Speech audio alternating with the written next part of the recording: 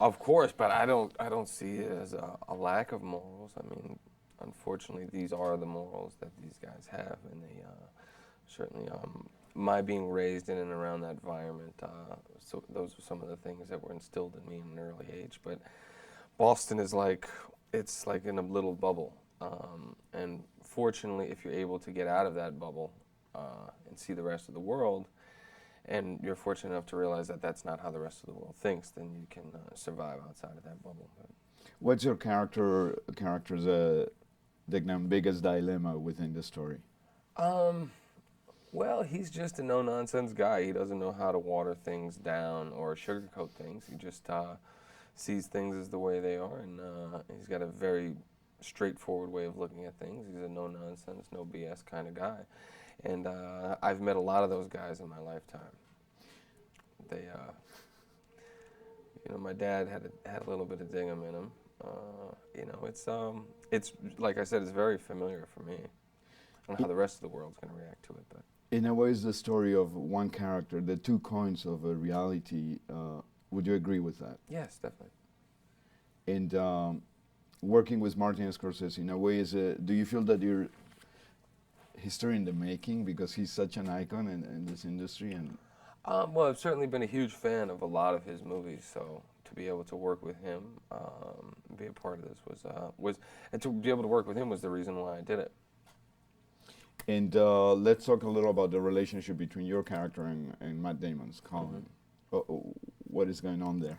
That's a pretty strained relationship, to say the least. I think my character knows his type, how he got into the position that he's in, what he's willing to do to go further.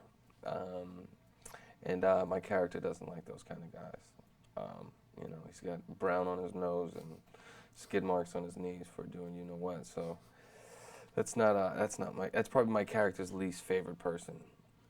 And this is going to Hong Kong as well. We would like to know if what do you think of the Hong Kong film industry, and the internal affairs is based a little on.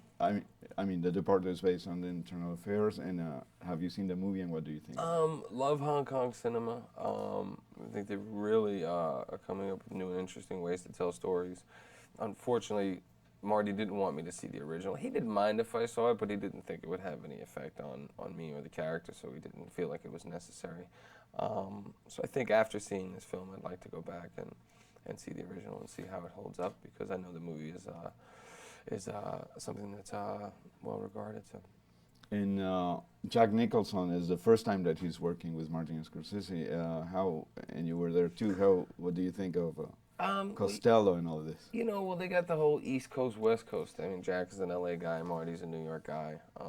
But it would have been sad if they didn't get to work with each other at least this one time, because they're both so talented. Jack's got such an edge. I mean, you would have thought, based on Jack's body of work, that he had been in a couple Scorsese movies. Why did you decide to become an actor? How did it happen? Well, I was, looking at driving a tow truck again, so it's like, it's the only thing, if they're gonna let me sneak in, might as well do it. But no, I did want to make films when I was making music, and then I just happened to be in a holding pattern as far as my music career was concerned, and I had an opportunity to meet Penny Marshall, and then I ended up auditioning, and then after the experience of making my first film, I really couldn't see myself going back to the music, and I just kind of got the bug. It was like, when I got the golf bug, it was just, that's what you wanted to do, that's what you're focused on. So. The film is very realistic. There's no judgment, which is great. And also, even if the characters are non-sympathetic, some of them, the audience cares for them. Why do you think is that, and who I makes think that that's possible? a combination of things. I think, well, you gotta credit that to the actors and their being likable, and sweet and kind and caring in the real world, and Marty's delicate touch and how they're presented to the audience. Because no, it is extremely difficult to make guys who live in this world sympathetic and likable. So. How much did your characters pass? I don't think my character is sympathetic and likable, but that's for the audience to decide. Yeah, but it doesn't matter not being sympathetic. No, it doesn't matter at all. If it was sympathetic, it would have been. Yeah, it wouldn't work. Yeah, but how much the characters, your character's past, determines who he is within the story? Growing up in the rough. Well, yeah, I mean, I had all that to draw on. You know, I was always on the other side of the law, but it's such a thin line. You know, guys who grew up in my neighborhood, they either go on to become criminals or they become cops. Very few people venture into anything else. So it was, all I needed to do really was to know my lines and come up with some other cool lines to add and really kind of spice things up and make it a little more authentic to Boston.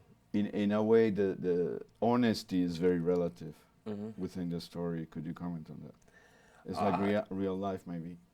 I think in this world, I think so. Aside from the deceit, obviously, in the manipulation, but for the most part, there's no nonsense. I think a lot of guys in Boston, the guys that pride themselves on being tough, they like to tell the truth, especially when it's not nice or when it's going to hurt somebody, you know, or when it's going to be a slap in the face to somebody.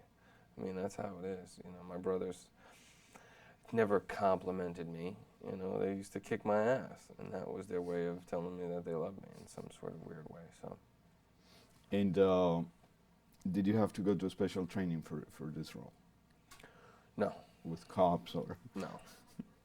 I just showed up, basically. I did visit the state police once, just to see what those guys were up to, you know. Free ride to Boston, it wasn't really a necessity, but. At the end, would you say that? And I like to prepare. I mean, believe me, I'm a research freak. I'm shooting a movie now, and I know every line in the movie. But this was something, like I said, that I was born and raised in and around, so it was just a matter of knowing my lines and making sure I knew where to stand, and that was about it.